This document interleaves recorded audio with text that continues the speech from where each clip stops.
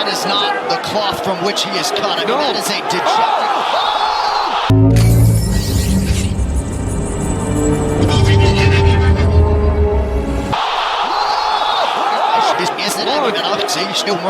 What if Leon Edwards never head kicked Kamaru Usman? What would have happened?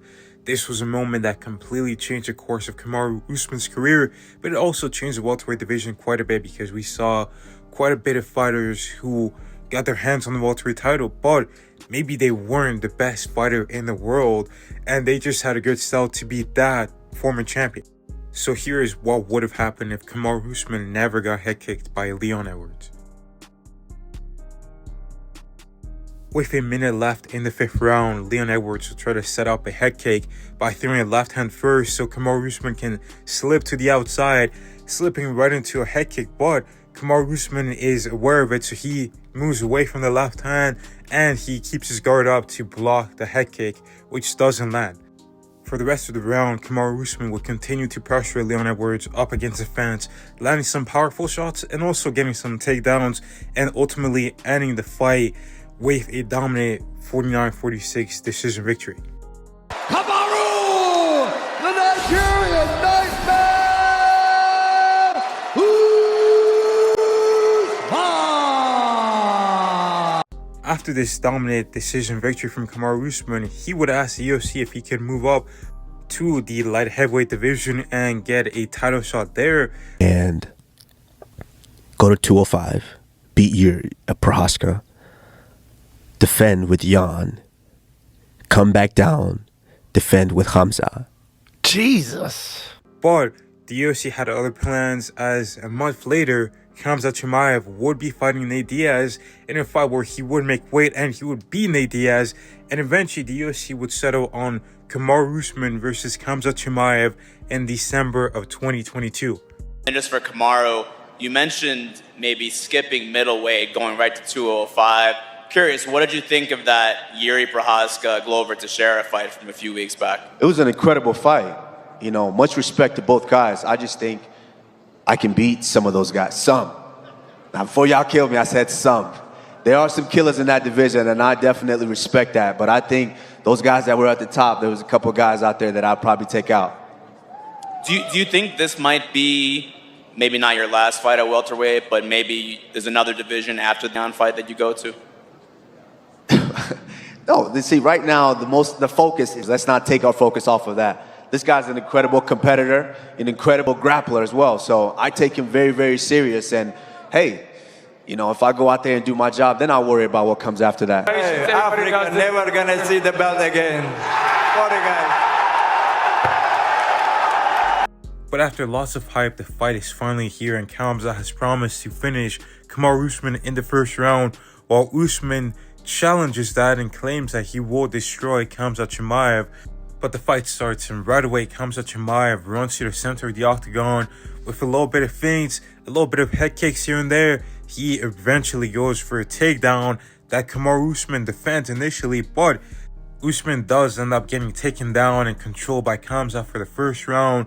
Hamza is looking great early, and he actually gets close to submitting Kamaru Usman as he takes his back and actually starts like locking up a rear naked choke. But Usman, knowing that he has to make a move, he slams Hamza Chimaev right on his head, and as Hamza Chimaev lands, he actually breaks his right hand on impact because he's not expecting such a brutal slam from Usman.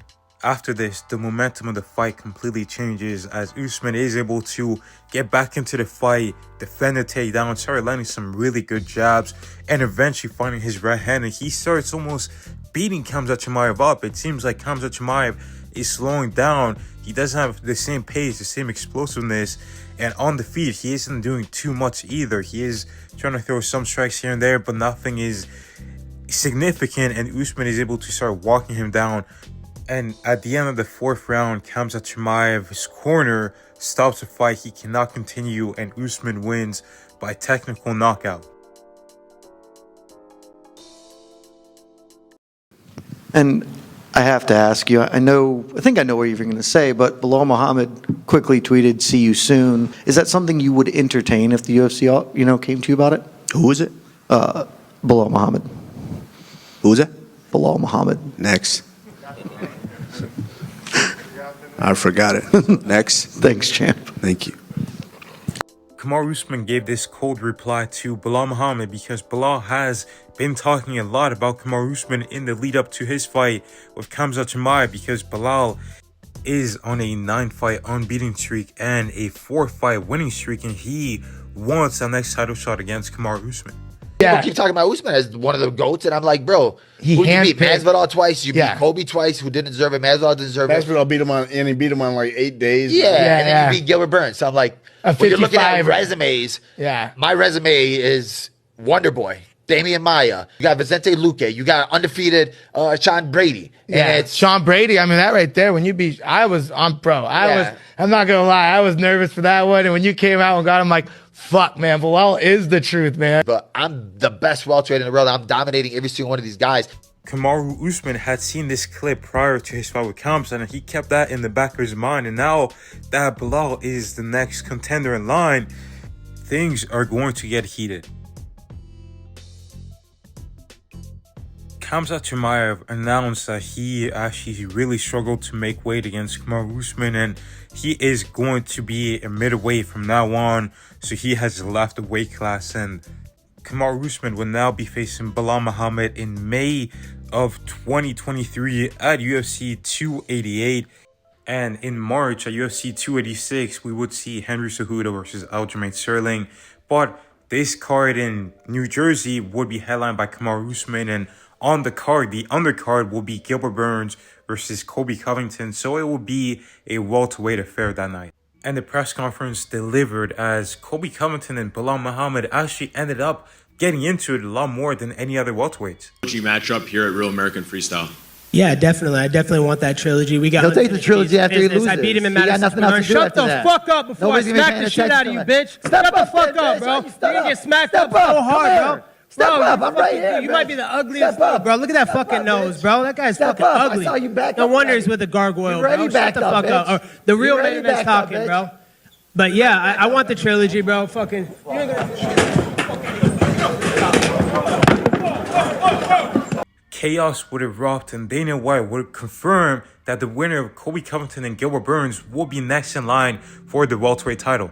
Gilbert Burns would end up beating Colby Covington by decision, and he's on fire, as in January he would have beaten Neil Magny, and then in April he had beat Jorge Masvidal, and now he has just beaten Colby Covington, and he will be facing the winner of Kamaru Usman versus Belal Muhammad and getting the next title shot in the welterweight division. But we move on to the main event of the evening, and although Belal Muhammad was a big underdog going into this fight, he didn't fight like a guy who was just supposed to go out there and get smoked. No, he gave Kamaru Usman the hardest fight of his career, even harder than the Colby Covington fights. This fight would end up being a back and forth showdown with both guys coming forward, trying to take the center of the cage, but neither really backing down. They both had an indomitable spirit, but ultimately what made the difference in this war was Kamaru Usman's slight power advantage. Both guys were very evenly matched. They both had incredible offensive wrestling, incredible defensive wrestling. They were both extremely tough and durable, and both their striking, although it's not the best in the welterweight division, it is still efficient. But the X factor, the difference in this fight was Kamaru Usman's power. He just had a little bit more pop in his shots. He had the ability to really put people out cold, whereas Belal Muhammad doesn't have the same ability as Kamaru Usman in terms of the power. But going into the 5th round, it's 2-2, and Kamaru Usman is able to edge out this round by dropping Belal Muhammad twice and securing himself a decision victory, a war, a fight that clearly has taken a lot from both fighters, and who knows how they are going to look after this thrilling showdown. What we do know is that Gilbert Burns is now going to be facing Kamaru Usman in a rematch 2 years later, and at the post-fight press conference, he demands a fight in December. He wants a 4th fight inside a calendar year, something that is not typical for most fighters. They usually fight 2 or maybe once, or some rare fighters fight 3 times a year, but Gilbert Burns is looking to get 4 fights in and become the undisputed welterweight champion. In September of 2023, Dana White would announce the main event of UFC 296, which was going to be Kamaru Usman versus Gilbert Burns 2, a headliner of a fight that happened 2 years ago. And it was competitive, exciting, and very emotional, as both guys were very close friends before this fight. And now they have to go through it all over again as they try to leave it in the past, or at least Kamaru Usman did. But Gilbert Burns has worked his way back up to title shot, and Usman has cleared the division. There is no fresh blood, so this is the fight to make. And on the same card, Leon Edwards will take on Shavkat Rakhmonov, one of the most promising welterweight contenders. We had just seen him finish Jeff Neal in the third round by submission. He is currently 17-0 with 17 finishes. It is looking to be another exciting card. Shavkat will go on to submit Leon Edwards in the second round. And in the main event, Kamaru Usman would actually go on to beat Gilbert Burns by a second round TKO. The power is just a little bit too much for Gilbert Burns. And also, he seems a little bit off, almost like he's completely depleted. He does not look good at all in there. It seems like Gilbert Burns got a little bit too greedy by wanting a fourth fight inside a calendar year. And it seems like the injuries that he had picked up finally caught up to him. He could not outrun it, and he got stopped even worse than he did the first time. And now it's looking really, really dim for Gilbert Burns to potentially get another title shot in and become champion as he wants to. After successfully defending his title twice in 2023, Kamaru Usman would ask the UFC to move up to the middleweight division and challenge Dricus du Plessis because his friend Israel Adesanya was no longer the champion. Why did you want to go all the way to light heavyweight? Just because Israel's at 85? Yeah, Israel's at 85. I don't want to, that I don't take any pleasure in fighting Israel. Of course, but no one else at 85? Like if Israel retired? Or yeah, if Israel retired, 100%. And now Israel Adesanya had lost the middleweight title to Sean Strickland, and Strickland was booked to fight Dricus du Plessis, but there was no word on what Israel Adesanya's future would be. But the UFC would tell Kamaru Usman, hold on a second, we have to see you versus Shavkat Rakhmonov. And the UFC had strategically put Shavkat Rakhmonov under Kamaru Usman's last card so that people would naturally be interested in seeing if Shavkat can rise up and potentially fight Kamaru Usman. And he did. He finished Leon Edwards, a guy that Kamaru Usman didn't finish. And now the UFC had a real big fight on their hands. In the meantime, at UFC 297, Dricus du Plessis would beat Sean Strickland, and immediately he would call Israel Adesanya out. With the return of Israel Adesanya on the rise and the fact that Shavkat Rakhmonov has been calling him out crazy ever since UFC 296, Kamaru Usman would accept to fight Shavkat Rakhmonov under one condition, and that is that regardless of what happens after this fight, he gets a middleweight title shot, and the UFC agreed. So this is officially Kamaru Usman's last welterweight fight. At this point in time, Kamaru Usman was considered the greatest welterweight of all time with 10 title fight wins, 9 title defenses. He was the people's champ. People loved him. He even starred in Bad Boys Ride or Die that came out in 2024. Kamaru Usman was one of the faces of the UFC. He was on top of the world, and he was also finally getting the recognition he deserved, now being one of the longest reigning pound-for-pound champions and the champions of his era that started to lose. We had seen Volkanovski lose twice to Islam Makhachev. We had seen Israel Adesanya lose. Henry Cejudo came back and lost. There is very much a new era beginning in the UFC, and Usman was still at the top. And against Shavkat Rakhmonov, he looked to continue his incredible dominance. Eventually, Kamaru Usman will return in July of 2024 to take on Shavkat Rakhmonov at UFC 304. Champ, last April I was here with Chad Ochocinco, and unfortunately he bet against you. But he sent me back because we got to get that money back. And I want to know, and the people from BR Better want to know, are you a lock? Now, too bad Chad is not here. I just did the I Am Athlete, and I was waiting for him. He come to my press conference, and you gonna tell me you gonna bet against me? Come on. you know, everybody knows when Kamaru Usman's fighting, you don't bet against him. And so, of course, your money's safe if you bet on me. Unfortunately for Kamaru Usman, he will come up short in this fight, and he will lose a dominant decision to Shavkat Rakhmonov, losing 49-46. And Shavkat was just way too big, way too rangy. Like, they had the same reach, and Usman's usually used to having a bit of a reach advantage over his opponents, using his jab and getting out of the way. But he couldn't do that, and something else he couldn't do was get takedowns on Shavkat Rakhmonov. He would try to reach down, but Shavkat Rakhmonov would threaten him with submissions, and he nearly submitted Kamaru Usman with a guillotine choke at one point, and he was defending the takedowns really, really well. Shavkat also had more tools in his striking arsenal, and this was mainly a striking fight because Usman couldn't quite get the fight down to the ground, and neither could Shavkat. And Shavkat was a little slick in there. He wasn't getting hit, and he wasn't quite as stiff and stationary as Belal Muhammad. So he was getting out of the way of some shots, which made it even harder for Kamaru Usman. And also, Kamaru Usman is a lot older now. He is 37 years old.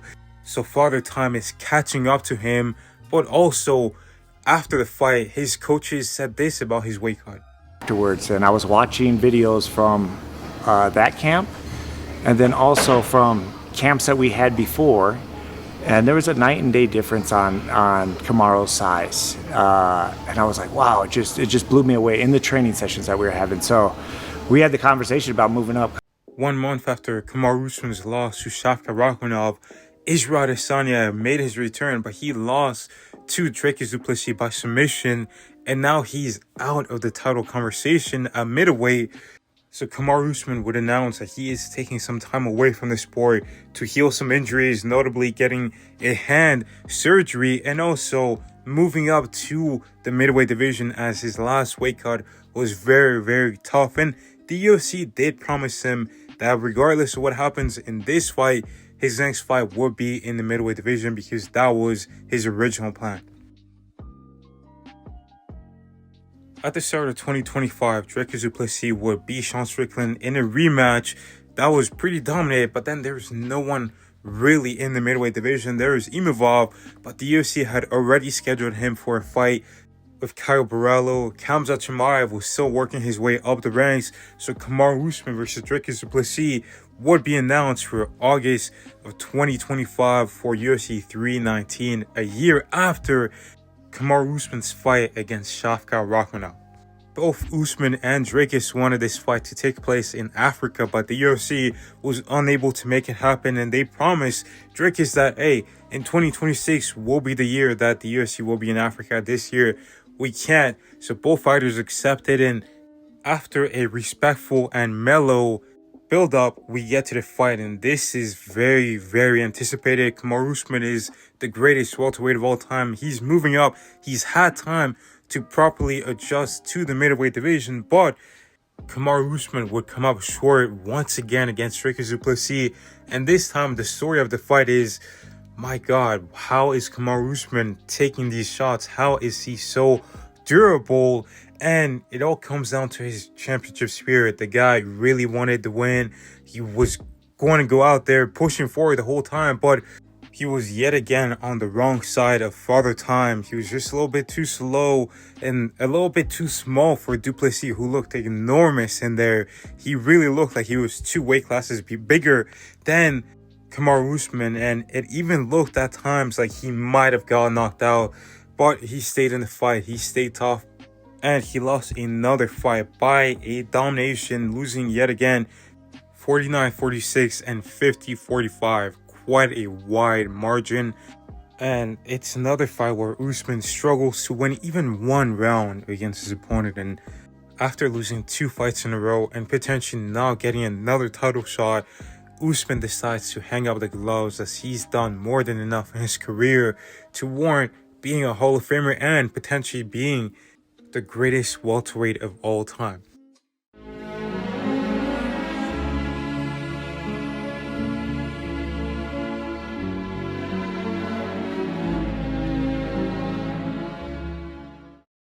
But this has been my interpretation on what would have happened if Kamaru Usman never got head kicked by Leon Edwards, and unfortunately he lost last Saturday, and the future isn't looking quite good for Kamaru Usman. But let me know your thoughts down below. Did you enjoy it? And if you did, make sure you guys check out my video on what would have happened if Conor McGregor never broke his leg against Dustin Poirier. But with all that being said, thank you guys for watching. Make sure you guys like and subscribe. God bless, and I will see you in the next one.